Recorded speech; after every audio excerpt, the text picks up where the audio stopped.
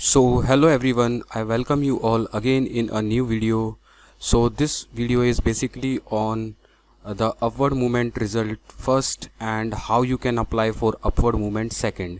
जैसा कि आपको पता है कि upward movement first का रिज़ल्ट आ गया है, अलॉटमेंट उसका आ चुका है और आपने मोस्ट ऑफ द स्टूडेंट्स ने चेक भी कर लिया होगा और जिन्होंने चेक नहीं किया है वो रीप की वेबसाइट पर जाकर अवेलेबल लिंक पर जाकर कैंडिडेट पैनल में क्लिक कर अपना अलॉटमेंट चेक कर सकते हैं।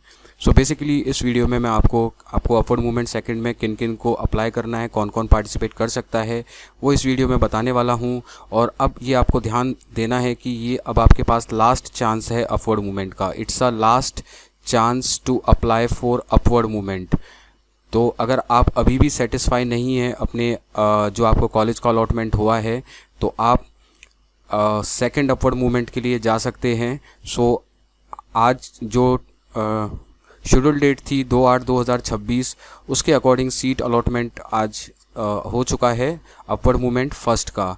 तो एज़ पर शेड्यूल यहाँ पर सारी चीज़ें चल रही हैं और अपवर्ड मूवमेंट सेकंड का जो लिंक है वो भी एक्टिव हो गया है। तो लिंक भी एक्टिव हो गया है और इसको अप्लाई करने की जो लास्ट डेट है, last date to apply for upward second is 7/8/2026।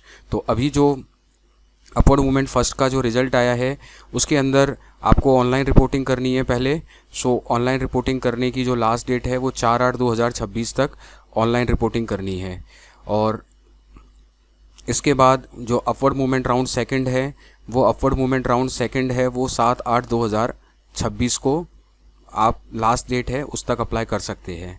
तो अपवर्ड मूवमेंट सेकंड में जाने के लिए भी आपको वहाँ पर जो last date of online reporting है 4/8/2026 तक पहले आपको ऑनलाइन रिपोर्टिंग करनी होगी।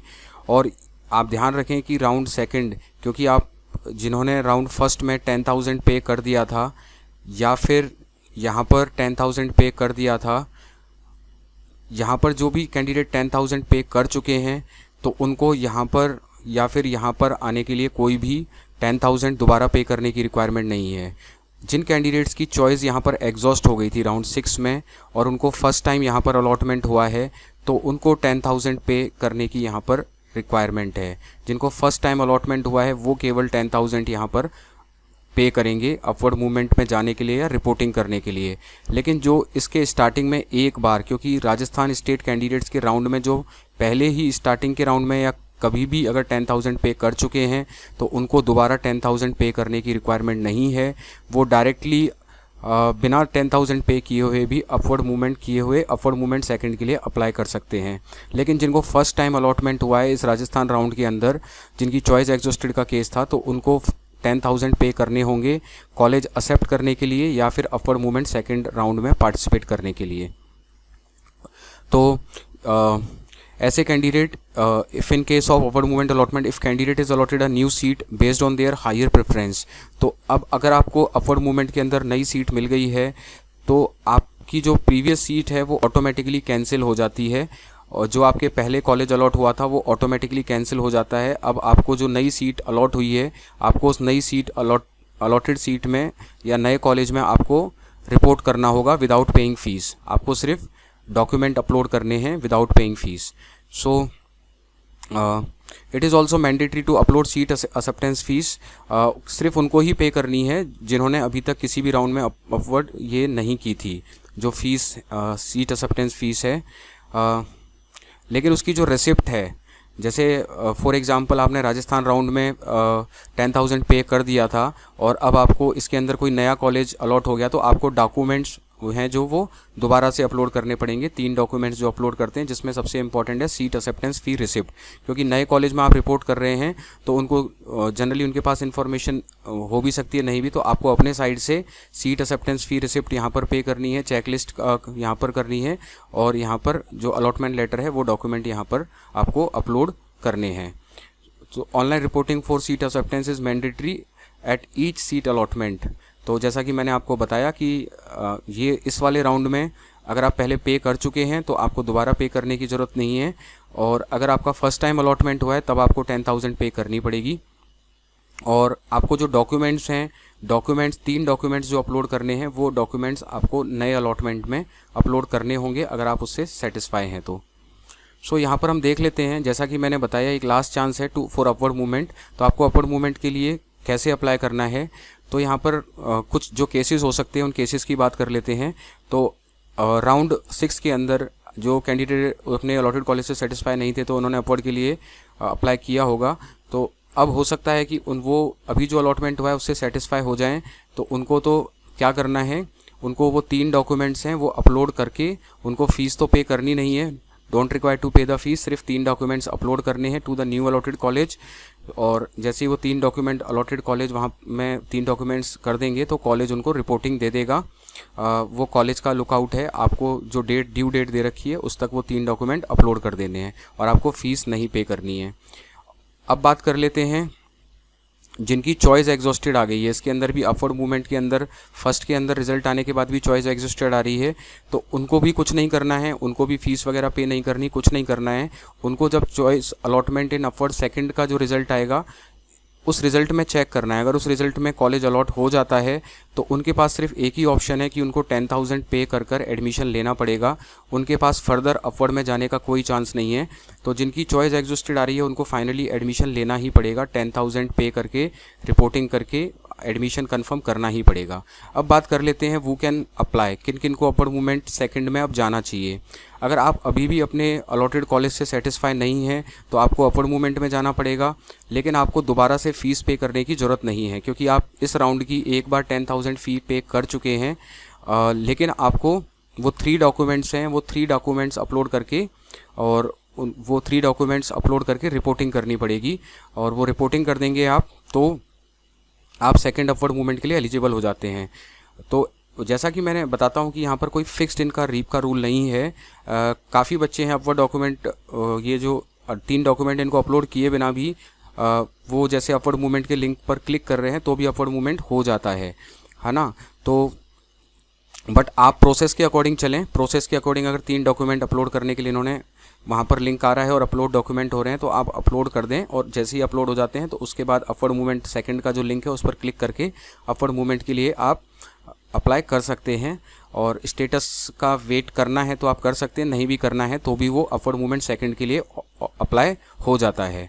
तो ये चीज़ आपको क्लियर हो गई है कि अगर आपको अपवर्ड मूवमेंट सेकंड के लिए अप्लाई करना है तो फ़ीस पे नहीं करनी है, सिर्फ आपको वो 3 डॉक्यूमेंट अपलोड करने हैं। वैसे बिना इनके अपलोड के भी हो जाता है बट आप 3 डॉक्यूमेंट अपलोड के साथ ही आगे बढ़ें तो ज़्यादा बेटर होगा। उसके बाद जिनको फर्स्ट टाइम अलॉटमेंट हुआ है, जिनकी पहले चॉइस एग्जॉस्टेड आ रही थी, उनको क्या है कि फर्स्ट टाइम अलॉटमेंट हुआ है तो उनको यहाँ पर 10,000 पे करने पड़ेंगे।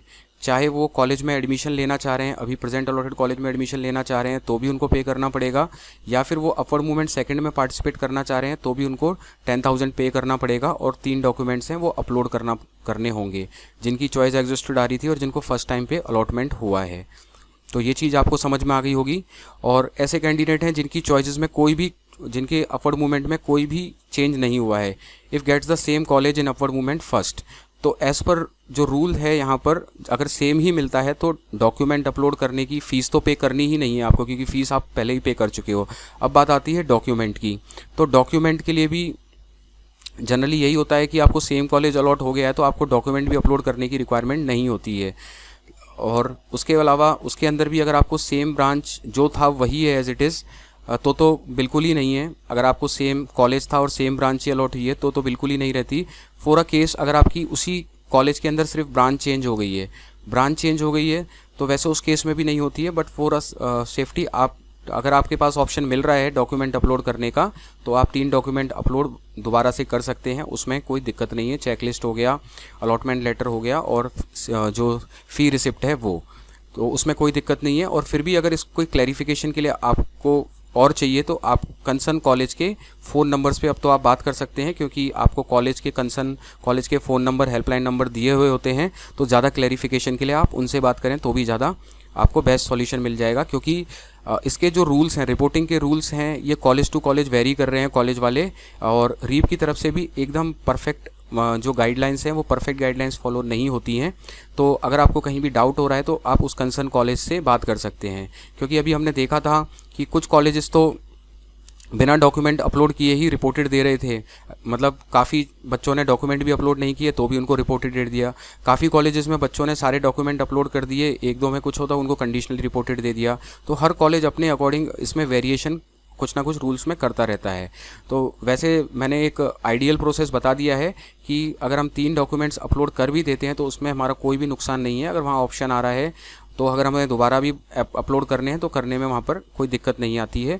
और फीस अगर हम इस राउंड की पहले ही पे कर चुके हैं तो फ़ीस तो आपको पे करनी ही नहीं है।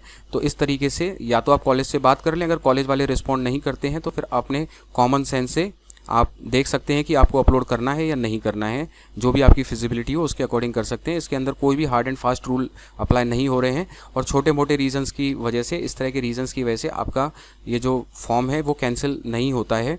बट यही है कि जो प्रोसेस दे रखा है उस प्रोसेस में 3 डॉक्यूमेंट अपलोड करने का दे रखा है और आपके पास हैं भी तो उसको अपलोड करने में कोई दिक्कत नहीं होनी चाहिए। तो इस तरीके से आप इन केसेस के अकॉर्डिंग अपने अपने डिसीजंस ले सकते हैं।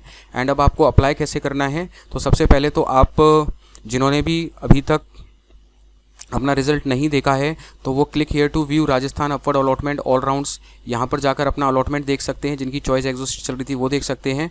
देखने के बाद अगर आपको लगता है चेंजेस करने हैं तो वहाँ पर आप रिपोर्टिंग कर देंगे।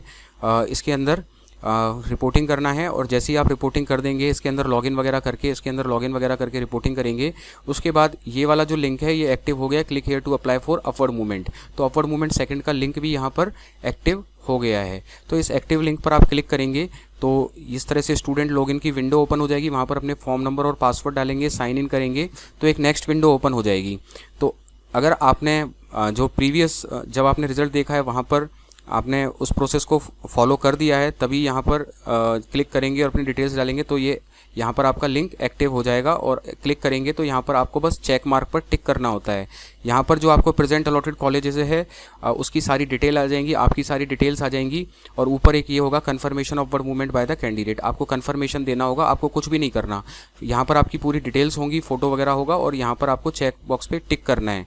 और जैसे ही आप टिक करेंगे तो आपके रजिस्टर्ड मोबाइल पर एक OTP आएगा, उस OTP को वेरीफाई करना है। वेरीफाई कर देंगे then you are eligible for upward movement second. तो आपका अपवर्ड मूवमेंट सेकंड का जो स्टेप है वो कंप्लीट हो जाएगा। इस तरीके से आप अप्लाई कर सकते हैं। सो आई थिंक इस वीडियो में आपको एक कंप्लीट गाइड मिल गई होगी किसको अप्लाई करना है, किस तरीके से करना है। देन मिलते हैं नेक्स्ट वीडियो में। Till then thank you, bye bye.